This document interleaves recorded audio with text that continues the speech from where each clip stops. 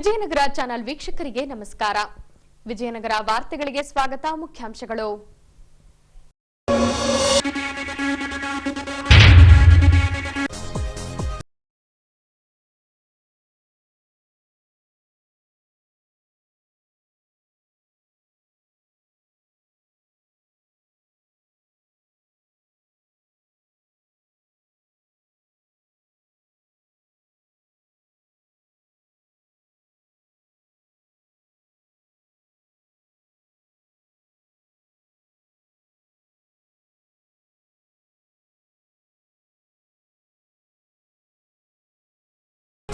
ಯಲ್ಲಮ್ಮ ಪತ್ತೆಗಾಗಿ ಪ್ರಕಟಣೆ ಹೊರಡಿಸಿದ ಕೂಟಗಿ ಪೊಲೀಸ್ ಠಾಣೆ.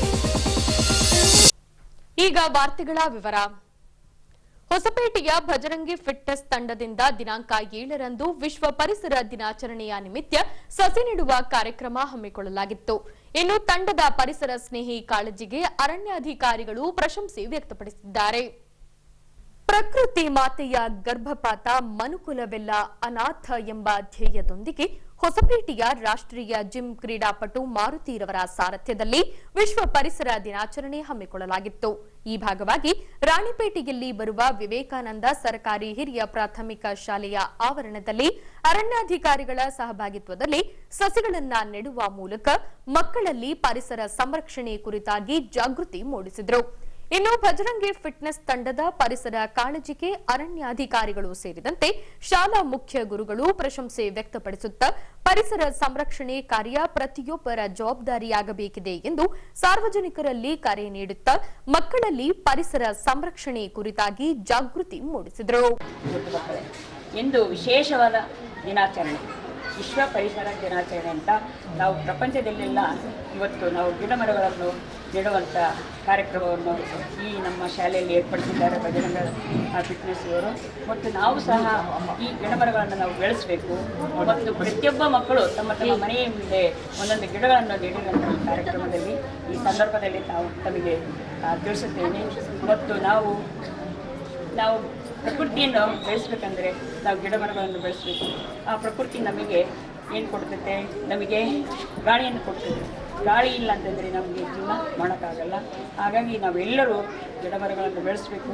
ಹಸಿರು ಉಸಿರು ಕಾಡು ಬೆಳೆಸಿ ನಾಡು ಉಳಿಸ್ಬೇಕಂತ ಈ ಸಂದರ್ಭದಲ್ಲಿ ಹೇಳ್ತೀನಿ. ತುಂಬ ಖುಷಿ ಆಯ್ತು ನಮಗೆ. ಯಾಕಂದರೆ ಈ ರೀತಿ ವರ್ಷ ಬರೀ ವಿಶ್ವ ಪರಿಸರ ದಿನನೇ ಮಾಡ್ಬೇಕನ್ನೋದೇನಿಲ್ಲ. ಪ್ರಕೃತಿಗೆ ನಾವು ಯಾವತ್ತು ಕೊಟ್ಟರು ಕೂಡ ಅದು ಬೇಡ ಅಂತ ಹೇಳೋದಿಲ್ಲ. ಪ್ರಕೃತಿಯಿಂದ ನಾವು ಇವತ್ತು ಏನೆಲ್ಲ ಪಡಿತಿದ್ವಿ ಅಂದರೆ ಅದರ ಲಾಭನ ನಾವು ಈ ಪ್ರತಿಯೊಂದು ಗಿಡನೂ ಕೂಡ ಅದು ಮನುಷ್ಯನ ಥರನೇ ಜೀವಿಸ್ತಾ ಇರುತ್ತೆ. ಬಟ್ಟು ನಾವು ನಡಿತೀವಿ, ನಾವೆಲ್ಲ ರೀತಿ ಮಾತಾಡ್ತೀವಿ, ಬಟ್ ಅದಕ್ಕೆ ಬಾಯಿಲ್ಲ, ನಡೆಯೋದಕ್ಕೆ ಕಾಲಿಲ್ಲ. ಬಟ್ಟು ಅದು ಕೂಡ ನಮ್ಮ ಥರನೇ ಜೀವಿಸ್ತಾ ಇದೆ. ಯಾಕಂದರೆ ಅದು ಕೂಡ ನಾವು ಬಿಡ್ತಕ್ಕಂಥ ಇಂಗಾಲದ ಡೈಆಕ್ಸೈಡನ್ನು ತೊಗೊಂಡು ಅದು ಆಕ್ಸಿಜನ್ ಕೊಡ್ತದೆ. ಆ ಆಕ್ಸಿಜನನ್ನು ನಾವು ತೊಗೊತೀವಿ. ಹೌದಾ? ಗಿಡಕ್ಕೂ ಕೂಡ ಜೀವ ಇದೆ. ನೀವು ಓದಿರಬೇಕು ಸ್ಕೂಲಲ್ಲಿ, ಮಕ್ಕಳ ಗೊತ್ತಿದೆನಾ? ಪರಿಸರದಲ್ಲಿ ನೋಡ್ರಿ, ಪರಿಸರದಲ್ಲಿ ಸಮತೋಲನವಾಗಿರ್ಬೇಕಂದ್ರೆ ಇವತ್ತು ಫಾರೆಸ್ಟ್ 33% ಇರಬೇಕಂತ ನಾವು ಬುಕ್ದಲ್ಲಿ ಓದ್ತಾ ಇದ್ದೀವಿ. ಹೌದಾ? 33% ಹೇಗೆ ಬರುತ್ತೆ? ಪ್ರತಿಯೊಬ್ಬರು ನಮ್ಮೆಲ್ಲರ ರೆಸ್ಪಾನ್ಸಿಬಿಲಿಟಿ. ಇವತ್ತೇ ನಾವು ಜೀವನ ಬದುಕ್ತಾ ಇದ್ದೀವಲ್ಲ ಜನರು, ಅರಣ್ಯ ಇಲಾಖೆ ಪ್ರತಿ ವರ್ಷ ನಾವು ಗಿಡ ಮರಗಳನ್ನ ಬೆಳೆಸ್ತೀವಿ, ಪೋಷಣೆ ಮಾಡ್ತೀವಿ. ಬಟ್ ಅದ್ರ ಜೊತೆಗೆ ಸಾರ್ವಜನಿಕರು ಕೂಡ, ನಿಮ್ಮಂಥವ್ರು ಕೂಡ ಇದ್ರ ಬಗ್ಗೆ ಒಂದು ಸ್ವಲ್ಪ ಕಾನ್ಸಂಟ್ರೇಟ್ ಮಾಡಿ ಪ್ರತಿ ವರ್ಷ ನೀವು ಕೂಡ ಕೆಲವೊಂದು ಸಮಾರಂಭಗಳು ಮಾಡ್ತೀರಾ, ಮಕ್ಕಳ ಇದನ್ನು ಮಾಡ್ತೀರಾ, ಬರ್ಡೇಗಳನ್ನ ಮಾಡ್ತೀರಾ.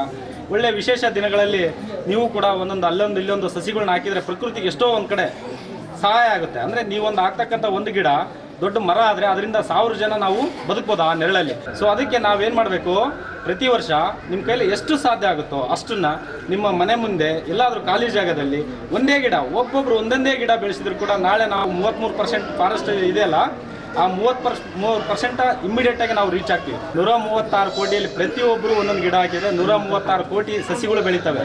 ಅಂದರೆ ನಾವು ಇಮ್ಮಿಡಿಯೇಟಾಗಿ ಪರಿಸರದಲ್ಲಿ ಸಮತೋಲನ ಕಾಪಾಡ್ಕೋಬೋದು.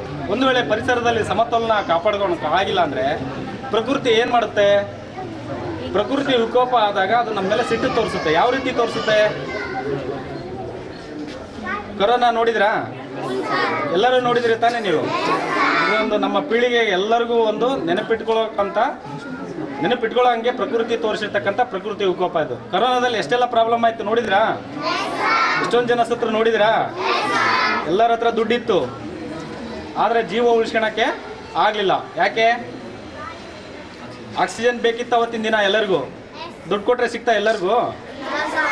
ಅದೇ ಇವತ್ತು ಪ್ರಕೃತಿ ನಮಗೆ ಫ್ರೀಯಾಗಿ ಆಕ್ಸಿಜನ್ ಕೊಡ್ತಾ ಇದೆ, ಪ್ರತಿ ಗಿಡನೂ ಕೂಡ ಕೊಡ್ತಾ ಇದೆ. ಸೊ ನಾವು ಹೆಚ್ಚಾಗಿ ಮರಗಿಡವನ್ನು ಬೆಳೆಸೋದ್ರಿಂದ ಫ್ರೀಯಾಗಿ ಆರೋಗ್ಯವಾಗಿರ್ತೀವಿ ನಾವೆಲ್ಲರೂ. ಸೊ ಇದು ನಮ್ಮೆಲ್ಲರ ಸಾರ್ವಜನಿಕರ ಎಲ್ಲರ ಪ್ರತಿಯೊಬ್ಬರ ಕರ್ತವ್ಯ ಇದು. ಇವತ್ತಿನಿಂದ ಎಲ್ಲರೂ ನಿಮ್ಮ ಮನೆ ಮುಂದೆ ಎಲ್ಲರೂ ಗಿಡಗಳನ್ನು ಬೆಳೆಸ್ತೀರಾ? ಎಲ್ಲರೂ ಪಣ ತೊಡ್ತೀರಾ? ಹೊಸಪೇಟೆ ನಗರಸಭಾ ವ್ಯಾಪ್ತಿಗೆ ಬರುವ 33ನೇ ವಾರ್ಡ್ನಲ್ಲಿನ ಕಲ್ಲಮ್ಮ ದೇವಿಯ ಮೂರ್ತಿಗೆ ಬಣ್ಣವನ್ನ ಲೇಪಿಸಲಾಗುತ್ತದೆ. ಹೀಗೆ ದಿನಾಂಕ 7ರಂದು ದೇವಿ ಮೂರ್ತಿಗೆ ವಿಶೇಷ ಪೂಜೆ ಸಲ್ಲಿಸಿ ಬಣ್ಣದ ಲೇಪನೆಗೆ ಸಾಗಿಸಲಾಯಿತು. ಹೌದು, ಪ್ರತಿ 5 ವರ್ಷಕ್ಕೊಮ್ಮೆ ಕಲ್ಲಮ್ಮ ದೇವಿ ಮೂರ್ತಿಗೆ ಹೊಸ ಬಣ್ಣವನ್ನ ಲೇಪಿಸಿ ಸುಂದರೀಕರಿಸಲಾಗುತ್ತದೆ.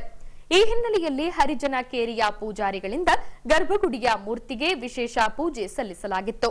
ಇನ್ನು ಕಲ್ಲಮ್ಮ ದೇವಿಯ ಮೂರ್ತಿಯನ್ನ ಪಾಲಕಿ ಸಮೇತ ತೆರೆದ ವಾಹನದಲ್ಲಿರಿಸಿ ಸಕಲ ಡೊಳ್ಳು ವಾದ್ಯಗೋಷ್ಠಿಗಳೊಂದಿಗೆ ಮೆರವಣಿಗೆ ಮೂಲಕ ಬಣ್ಣ ಲೇಪನೆಗೆ ಸಾಗಿಸಲಾಯಿತು.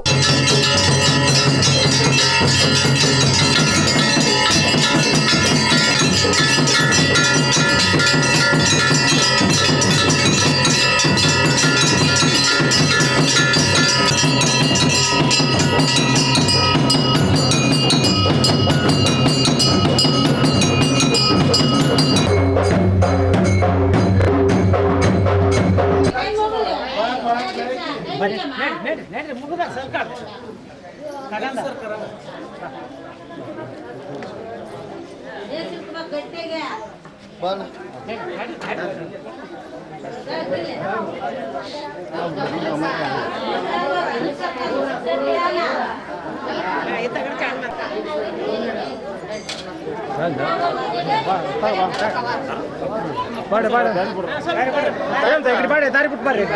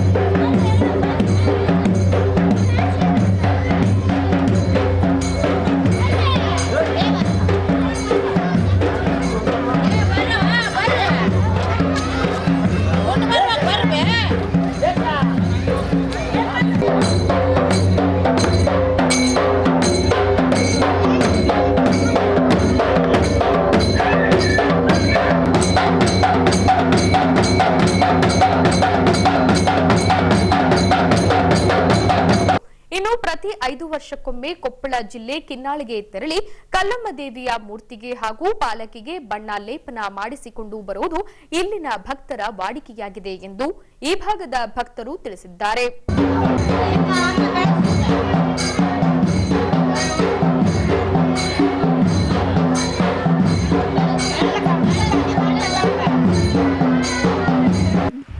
ಇದು ಒಂದು ಪುರಾತನ ದೇವಾಲಯ ಆಗಿದ್ದು ನಮ್ಮ ಪೂರ್ವಿಕರು ಕೂಡ ಈ ಒಂದು ದೇವಿಯ ಕೃಪೆಗೆ ಪಾತ್ರರಾಗಿ ಈಗೇನು ನಮ್ಮ ಏನು ಜನ್ರೇಷನ್ ಇದೆ ಎಲ್ಲ ನಮ್ಮ ಯುವಕರು ಕೂಡ ಮೊದಲಿನಂತೆ ಕೂಡ ಈಗ ಕಲ್ಲಮ್ಮ ದೇವಿ ಜಾತ್ರೆ ಮಹೋತ್ಸವ ಆಗಿರ್ಬೋದು, ಈ ಬಣ್ಣಕ್ಕೆ ಹೋಗೋದಾಗಿರ್ಬೋದು, ಇವೆಲ್ಲ ಆಚರಣೆಗಳನ್ನು ಮೊದಲಿನಿಂದಲೂ ನಾವು ಮಾಡ್ಕೊತ ಬಂದಿದ್ದೀವಿ.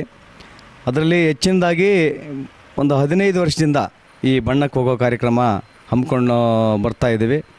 ಅದರಲ್ಲಿ ಕೂಡ ಒಂದು 5 ವರ್ಷಕ್ಕೊಂದು ಸರಿ ಬಣ್ಣಕ್ಕೆ ಹೋಗೋ ಕಾರ್ಯಕ್ರಮವನ್ನು ನಾವೆಲ್ಲ ಇಲ್ಲಿ ಎಲ್ಲ ಭಕ್ತಾದಿಗಳು ಸೇರಿ ಮಾಡೋದ್ರಿಂದ ಈಗ ಯಾಕೆ ಮಾಡ್ತಾರೆ ಬಣ್ಣಕ್ಕೆ ಹೋಗೋದು ಅಂತ ನಿಮಗೆ ಒಂದು ಕ್ವೆಶ್ಚನ್ ಬಂದರೆ ನಾನು ನಿಮಗೆ ಹೇಳ್ತೀನಿ ಅಷ್ಟೇ. ಈಗ ನಮ್ಮ ಮನೆಯಲ್ಲಿ ಹಬ್ಬ ಹುಣ್ಣಿಮೆ ಬಂದರೆ ಸಾರಿಸ್ಕೊಳ್ಳೋದು, ಮನೆ ಬೆಳ್ಕೊಳ್ಳೋದು ಅಂತೀವಿ ನಮ್ಮ ಆಡು ಭಾಷೆಯಲ್ಲಿ. ಹಾಗೆ ಈ ದೇವಸ್ಥಾನದಲ್ಲೂ ಕೂಡ 5 ವರ್ಷಕ್ಕೊಂದು ಸರಿ ಏನು ಕಲ್ಲಮ್ಮ ದೇವಿ ಏನು ನಾವು ಪಲ್ಲಕ್ಕಿ ಅಂತೀವಲ್ಲ ಅದರದ ಒಂದು ಬಣ್ಣದ ಒಂದು ಮಹೋತ್ಸವ ಇವತ್ತು ಈಗಾಗಲೇ ನಾವು ಕಿನ್ನಾಳಿಗೆ ಕಳಿಸಿದ್ದೀವಿ. ಪ್ರತಿ 5 ವರ್ಷಕ್ಕೊಮ್ಮೆ ಅಲ್ಲಿಗೆ ಹೋಗಿ ಆ ಪಲ್ಲಕ್ಕಿಯನ್ನು ಬಣ್ಣ ಇದು ಮಾಡಿಕೊಂಡು ಬರ್ತಾರೆ. ಅದೇ ರೀತಿ ಇನ್ನೇನು ನಾವು ಹಬ್ಬ ಹರಿದಿನಗಳಲ್ಲಿ ಆ ಒಂದು ಕಾರ್ಯ ಆಗದೇ ಇರೋ ಕಾರಣ ಈ ಒಂದು ಜೂನ್ ತಿಂಗಳಲ್ಲಿ ಬಣ್ಣದ ಕಾರ್ಯಕ್ರಮನ ಎಲ್ಲರ ಪರವಾಗಿ ಹಮ್ಮಿಕೊಳ್ತೇವೆ. ಹಾಗಾಗಿ ಈ ಒಂದು ಕಲ್ಲಮ್ಮನ ಈ ಕೃಪಾಶೀರ್ವಾದ ಇಲ್ಲಿ ಇರುವಂಥ ಎಲ್ಲ ಜನಾಂಗದ ಮೇಲೆ ಇರುತ್ತೆ. ಹಾಗಾಗಿ ಈ ಒಂದು ಕಲ್ಲಮ್ಮ ಭಾಗದಲ್ಲಿ ಇರುವಂಥ ಎಲ್ಲರೂ ಕೂಡ ಇಲ್ಲಿ ಒಂದು ಜನಾಂಗಕ್ಕೆ ಸೀಮಿತ ಜನರು ಯಾರೂ ಇಲ್ಲ. ಹಾಗಾಗಿ ನಮ್ಮ ಎಲ್ಲ ಕಲ್ಲಮ್ಮ ದೇವಸ್ಥಾನದ ಒಂದು ನೀವು ನೋಡಬಹುದು, ಈ ಚರಿತ್ರೆ ನೋಡಿದರೆ ಈ ಕಲ್ಲಮ್ಮ ದೇವಸ್ಥಾನ ಭಾಗದಲ್ಲಿ ಇಡೀ ನಮ್ಮ ವಿಜಯನಗರ ಜಿಲ್ಲೆಯಲ್ಲಿ ಕೂಡ ಇಂಥ ಒಂದು ಒಗ್ಗಟ್ಟನ್ನು ನಾವೆಲ್ಲಿ ಕಾಣಲಿಕ್ಕೆ ಸಾಧ್ಯ ಇಲ್ಲ. ಆ ಒಂದು ಒಗ್ಗಟ್ಟು ಬಹುಶಃ ನಮ್ಮ ಜನರ ಮಧ್ಯೆ ಇರೋದಕ್ಕಿಂತ ಎಲ್ಲರ ಮೇಲೆ ಈ ಒಂದು ಕಲ್ಲಮ್ಮನ ಒಂದು ಆಶೀರ್ವಾದ ಇದೆ. ಆ ಆಶೀರ್ವಾದದಿಂದ ಪ್ರತಿಯೊಬ್ಬರು ಕೂಡ ಇವತ್ತಿನವರೆಗೂ ಇಲ್ಲಿ ಅಣ್ಣ ತಮ್ಮಳಾಗಿ ನಡ್ಕೊಂಡು ಬಂದಿದ್ದಾರೆ, ಅಣ್ಣ ತಮ್ಮಳಾಗಿ ನಡ್ಕೊಂಡು ಹೋಗ್ತಾ ಇದ್ದಾರೆ. ಮುಂದೆ ಕೂಡ ಇದೇ ರೀತಿ ಆಗ್ತಾ ಇರುತ್ತೆ. ಎಲ್ಲ ಒಂದು ಭಕ್ತಾದಿಗಳಿಗೆ ಕಲ್ಲಮ್ಮನ ಒಂದು ಆಶೀರ್ವಾದ ಇರಲಿ. ಎಲ್ಲರಿಗೂ ನಮಸ್ಕಾರ. ಕಾರಹುಣ್ಣಿಮೆ ನಿಮಿತ್ತ ಸಾರ್ವಜನಿಕರು, ರೈತರು ಹಾಗೂ ಕಾರ್ಮಿಕರು ತಾವು ಸಾಕಿದ ರಾಸುಗಳನ್ನ ಸಿಂಗರಿಸಿ ಮೆರವಣಿಗೆ ಓಟದ ಸ್ಪರ್ಧೆ ಮಾಡುವುದು ಹಿಂದೂ ಸಂಪ್ರದಾಯದ ವಾಡಿಕೆ. ಇನ್ನು ಒಂಟೆತ್ತಿನ ಗಾಡಿ ಸಂಘದಿಂದ ಮೆರವಣಿಗೆ ನಡೆಸಿ ಆಚರಿಸಲಾಯಿತು. ಹೀಗೆ ಹೊಸಪೇಟೆ ಒಂಟೆತ್ತಿನ ಗಾಡಿಗಳ ಸಂಘದಿಂದ ಮೆರವಣಿಗೆ ಕೈಗೊಳ್ಳಲಾಗಿತ್ತು. ಈ ಭಾಗವಾಗಿ ತನ್ನ ದುಡಿಮೆಯ ಒಡೆಯನಾದ ಎತ್ತನ್ನ ಸಿಂಗರಿಸಿ ಎಪಿಎಂಸಿ ಮಾರುಕಟ್ಟೆಯಿಂದ ಮೆರವಣಿಗೆ ನಡೆಸಲಾಯಿತು.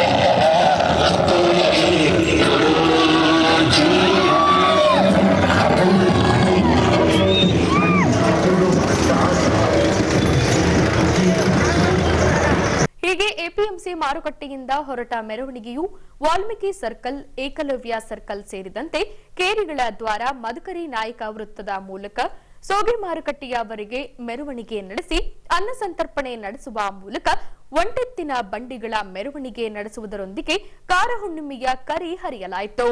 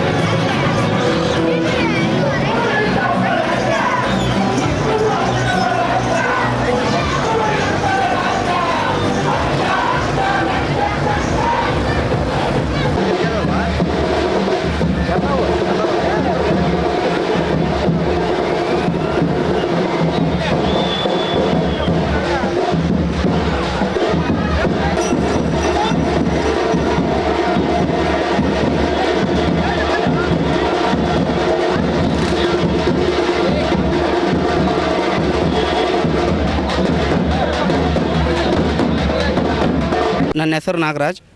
ಒಂಟಿ ಬಂಡಿಯ ಯುವಕರ ಸಂಘದ ಸದಸ್ಯನಾಗಿ ನಾನೊಂದೆರಡು ಮಾತಾಡೋಕ್ಕೆ ಇಷ್ಟಪಡ್ತೇನೆ. ಇವತ್ತು ಕಾರುಣ್ಣಿಮೆ ಪ್ರಯುಕ್ತ ಏನು ಯುವಕರೆಲ್ಲ ಒಂದಾಗಿ ಆ ಬಂಡಿಯ ಎತ್ತಿನ ಮೆರವಣಿಗೆಯನ್ನು ಮಾಡಬೇಕಂತೇಳಿ ಎಲ್ಲ ಎತ್ತುಗಳನ್ನು ಒಂದು ತಿಂಗಳದಿಂದ ಎಲ್ಲ ರೆಡಿ ಮಾಡಿಕೊಂಡು ಇವತ್ತೆಲ್ಲ ಅಲಂಕಾರ ಮಾಡಿಕೊಂಡು ಇಲ್ಲಿ APMC ಸರ್ಕಲಿಗೆ ಬಂದು ನಿಂತಿದ್ದಾರೆ. ಇನ್ನೊಂದು ವಿಚಾರ ನಾನು ಖುಷಿ ಪಡುವಂಥ ವಿಚಾರ ಏನಂದರೆ, ಬೇರೆ ಬೇರೆ ಜಿಲ್ಲೆಗಳಲ್ಲಿ ಎತ್ತಿನ ಸ್ಪರ್ಧೆ ಇಡ್ತಾರೆ. ಎತ್ತಿನ ಸ್ಪರ್ಧೆ, ದಿಂಡೆಳೆ ಸ್ಪರ್ಧೆ, ಕಲ್ಲಿನ ದಿಂಡುಗಳನ್ನು ಎಳೆಯುವಂಥ ಸ್ಪರ್ಧೆ, ಕ್ವಿಂಟಲ್ಗಟ್ಟಲೆ ಎಳಿಸ್ತಾರೆ, ಟನ್ಗಟ್ಟಲೆ ಎಳಿಸ್ತಾರೆ. ಬಟ್ ಅದು ಬೇರೆ ಬೇರೆ ಜಿಲ್ಲೆಯಲ್ಲಿ ಇವತ್ತಿಗೂ ನಡೀತಾ ಇದೆ. ಪುರಾತನ ಕಾಲದಿಂದನೂ ನಡ್ಕೊತ ಬಂದಿರತಕ್ಕಂಥ ಕಾರುಣ್ಣಿಮೆ ಪ್ರಯುಕ್ತದಿಂದ ಪುರಾತನ ಕಾಲದಿಂದ ನಡ್ಕೊತ ಬಂದಿರತಕ್ಕಂಥ ಈ ಕಲೆ ಇವತ್ತು ನಶಿಸಿ ಹೋಗಿದೆ. ಈ ವಿಜಯನಗರ ಜಿಲ್ಲೆಯಲ್ಲಿ ಮತ್ತೆ ಯುವಕರೆಲ್ಲ ಒಂದಾಗಿ ಆ ನಶಿಸಿ ಹೋದಂಥ ಹಬ್ಬವನ್ನು ಮತ್ತೆ ಆಚರಣೆ ಮಾಡಬೇಕಂತ ಹೇಳಿ ಎಲ್ಲ ಯುವಕರು, ಒಂಟಿ ಬಂಡಿ ಯುವಕರೆಲ್ಲ ಒಂದಾಗಿ ಇವತ್ತು ಎತ್ತಿನ ಬಂಡಿಯನ್ನು ಮೆರವಣಿಗೆ ಮಾಡ್ಬೇಕಂತೇಳಿ ಅವರೊಂದು ಆಸೆ ಪಟ್ಕೊಂಡು ಬಂದಿದ್ದಾರೆ. ಮೊನ್ನೆ ತಾನೇ ಕಾರುಣ್ಣಿಮೆ ಪ್ರಯುಕ್ತ ಕರುನಾಡ ಕಲೆಗಳ ಕ್ರಿಯಾಶೀಲ ಸಮಿತಿ ಸಂಘಟನೆಯಿಂದ ಇಲ್ಲಿ APMCಯಲ್ಲಿ ಕರಿಬಿಡಲಾಯಿತು. ಅದರಲ್ಲಿ ವಿಜೇತ ಆದಂಥ ಬಸವಣ್ಣಗಳಿಗೆಲ್ಲ ಪ್ರೈಸ್ ಕೊಟ್ಟಿದ್ದಾರೆ. ನಿಜವಾಗ್ಲೂ ಅದು ಆ ಸಂಘಕ್ಕೆ ಕೂಡ ನಾನು ಧನ್ಯವಾದಗಳನ್ನು ಹೇಳಕ್ಕೆ ಬಯಸ್ತೀನಿ. ಯಾಕಂದರೆ ಅಂಥ ದಾನಿಗಳೆಲ್ಲ ಬಂದು ಇಂಥವೆಲ್ಲ ಇವರಿಗೆಲ್ಲ ಸಹಕಾರ ಕೊಡೋದ್ರಿಂದ ಮುಂದಿನ ದಿನದಲ್ಲಿ ಹೆಚ್ಚೆಚ್ಚಾಗಿ ಈ ಥರ ಕಾರುಣ್ಣಿಮೆ ಪ್ರಯುಕ್ತ ಇನ್ನು ಹಳ್ಳಿ ಭಾಗದಲ್ಲಿರ್ತಕ್ಕಂಥ ಎತ್ತುಗಳೆಲ್ಲ ಬಂದು ಆ ಜಾತ್ರೆ ಮಾಡಬೇಕು ಅಂತ ಹೇಳ್ತಾ ಇವತ್ತೇನು ಒಂಟಿ ಬಂಡಿ ಯುವಕರೆಲ್ಲ ಇಲ್ಲಿ ಸೇರಿ ಇದು ವಿಜೃಂಭಣೆಯಿಂದ ನಡೆಸ್ತಾ ಇದ್ದಾರೆ. ಹಾಗಾಗಿನೇ ಇವತ್ತಿನ ಮಾರ್ಗ ಬಂದುಬಿಟ್ಟು APMC ಮಾರ್ಕೆಟಿಂದ ಹಿಡಿದು ವಾಲ್ಮೀಕಿ ವೃತ್ತದಿಂದ ಹಿಡಿದು ಏಕಲವ್ಯ ಸರ್ಕಲ್ದಿಂದ ಉಕ್ಕುಡ್ಕೇರಿ ಗರಡಿ ಮನೆ ನಂತರ ಬಾಣದಕೇರಿ ಗರಡಿ ಮನೆ, ಅದಾದ ನಂತರ ಚಿತ್ರಕೇರಿ ಗರಡಿ ಮನೆ, ಅದಾದ ನಂತರ ಉಕ್ಕುಡ ಆಂಜನೇಯ ಸ್ವಾಮಿ, ಆಮೇಲೆ ಮದಕರಿ ವೃತ್ತ, ಆಮೇಲೆ ಉದ್ಯೋಗ ಪೆಟ್ರೋಲ್ ಬಂಕದ ಮುಖಾಂತರ ಪುನೀತ್ ರಾಜ್ಕುಮಾರ್ ಸರ್ಕಲ್, ಅದೇ ರೀತಿ ಅಂಬೇಡ್ಕರ್ ಸರ್ಕಲ್ಗೆ ಹೋಗಿ ಅಂಬೇಡ್ಕರ್ ಸರ್ಕಲ್ ಆಶೀರ್ವಾದ ತಗೊಂಡು ಆಮೇಲೆ ಸ್ವಾಗಿ ಮಾರ್ಕೆಟ್ಗೆ ಅಲ್ಲಿ ಅನ್ನದಾನದ ವ್ಯವಸ್ಥೆ ನಮ್ಮ ಒಂಟಿ ಬಂಡಿ ಯುವಕರ ಸಂಘದ ವತಿಯಿಂದ ಒಂದು 500 ಜನಕ್ಕೆ ಅನ್ನದಾನದ ವ್ಯವಸ್ಥೆ ಮಾಡಿರ್ತಾರೆ. ನಿಜವಾಗ್ಲೂ ಅಲ್ಲಿಗೆ ಎತ್ತಿನ ಪೂಜೆ ಮಾಡಿ ಅಲ್ಲಿಗೆ ಅಂತ್ಯ ಮಾಡ್ತಾರೆ. ಅದಾದ ನಂತರ ಎತ್ತಿನ ಪೂಜೆ ಮಾಡಿ ಅನ್ನದಾನ ಇರುತ್ತದೆ. ನಿಜವಾಗ್ಲೂ ಇದೇ ರೀತಿ ಇನ್ನು ಮುಂದೇನು ಪ್ರತಿ ವರ್ಷವೂ ಹೆಚ್ಚೆಚ್ಚಾಗಿ ಮಾಡಲಿ ಒಂಟಿ ಬಂಡಿ ಯುವಕರೆಲ್ಲ. ಇನ್ನೂ ರೈತರು, ಹಳ್ಳಿ ಭಾಗದಲ್ಲಿರ್ತಕ್ಕಂಥ ರೈತರೆಲ್ಲ ಬಂದು ಇದನ್ನು ಮತ್ತೆ ಇನ್ನೂ ಮುಂದುವರ್ಸ್ಕೊಂಡು ಹೋಗಲಿ ಅಂತ ಹೇಳಿ ಮುಂದಿನ ಪೀಳಿಗೆನೂ ಇದೇ ರೀತಿ, ಈಗಿನ ಪೀಳಿಗೆ ಮುಂದಿನ ಪೀಳಿಗೆ ಕೂಡ ಇದೇ ರೀತಿ ನಡ್ಸ್ಕೊಂತ ಹೋಗಲಿ ಅಂತ ಹೇಳಿ ನಾನು ಭಾವಿಸಿ ಅವರಿಗೆಲ್ಲ ಧನ್ಯವಾದಗಳನ್ನು ತಿಳಿಸ್ತೇನೆ. ಜೈ ಹಿಂದ್, ಜೈ ಕರ್ನಾಟಕ, ಜೈ ವಿಜಯನಗರ. ಈಗ ಕಾಣೆಯಾದ ಗೃಹಿಣಿಯ ಪತ್ತೆಗಾಗಿ ಪೊಲೀಸ್ ಪ್ರಕಟಣೆ.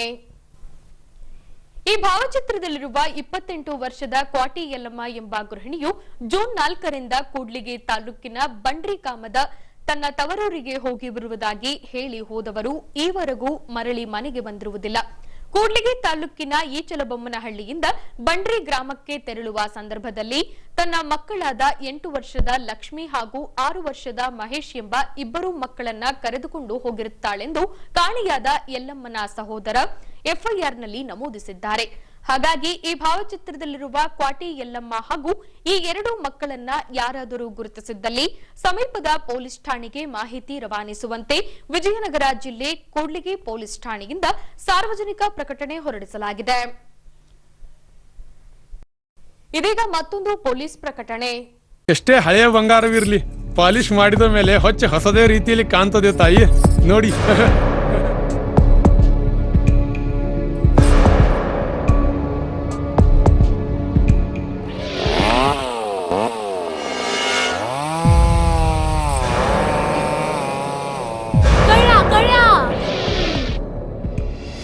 ತಾಯಿ, ನಿಮ್ ಮೈ ಮೇಲೆ ಅದು ಹೊಲಸು ಬಿದ್ದಿದೆ.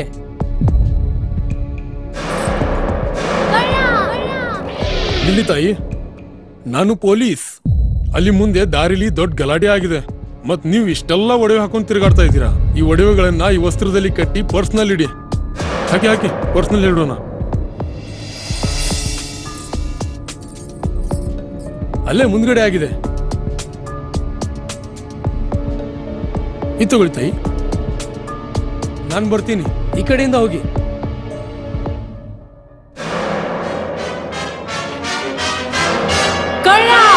ಇಂತಹ ಮೋಸದ ಸಂಗತಿ ನಿಮಗೂ ನಡೆಯಬಹುದು. ತಮ್ಮ ಬೆಲೆ ಬಾಳುವ ಒಡವೆ ಆಭರಣ ವಸ್ತುಗಳನ್ನು ಎಚ್ಚರಿಕೆಯಿಂದ ಕಾಪಾಡಿ.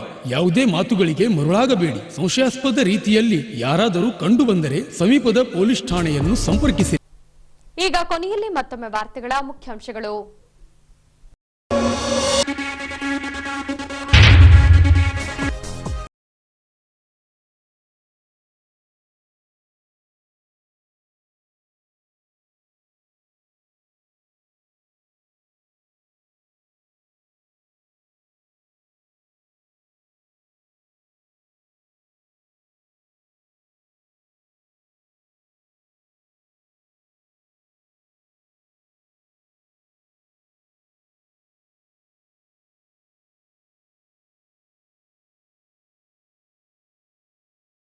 ಯಲ್ಲಮ್ಮ ಪತ್ತೆಗಾಗಿ ಪ್ರಕಟಣೆ ಹೊರಡಿಸಿದ ಕೂಡ್ಲಿಗಿ ಪೊಲೀಸ್ ಠಾಣೆ. ಇಲ್ಲಿಗೆ ವಾರ್ತಾ ಪ್ರಸಾರ ಮುಕ್ತಾಯವಾಯಿತು. ದೈನಂದಿನ ಆಗುಹೋಗುಗಳ ಮಾಹಿತಿಗಾಗಿ ವೀಕ್ಷಿಸಿ ವಿಜಯನಗರ ಸುದ್ದಿವಾಹಿನಿ. ನಾನು ತೇಜಸ್ವಿನಿ ಪಿ ಪಾಟೀಲ್. ನಮಸ್ಕಾರ.